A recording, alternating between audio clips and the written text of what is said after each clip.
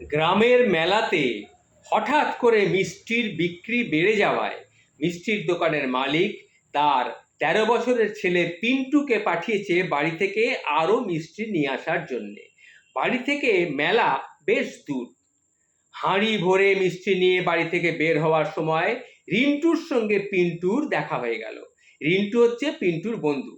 রিন্টু ১ টাকা নিয়ে বের হয়েছে মেলায় যাবে বলে। পিন্টুও খুশি হলো, যাক দূরের পথ একটা সঙ্গী পাওয়া গেল।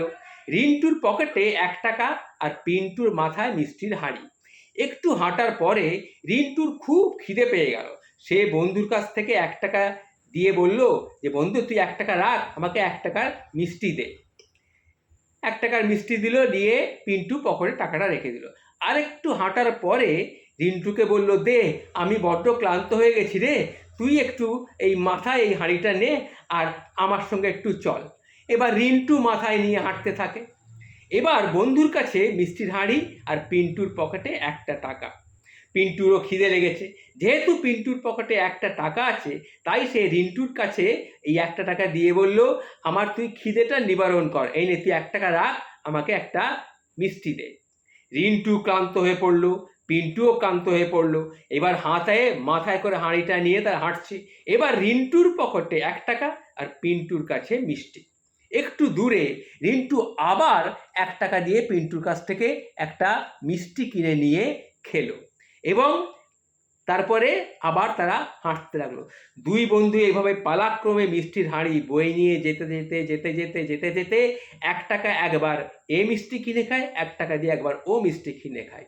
এইবার রিন্টুর মাথায় হাঁড়ি আর পিন্টুর পকেটে পয়সা। এইভাবে চলতে থাকে। মেলার যত কাছাকাছি আসে ততই দেখা যায় হাঁড়ির ওজন ক্রমশ কমছে।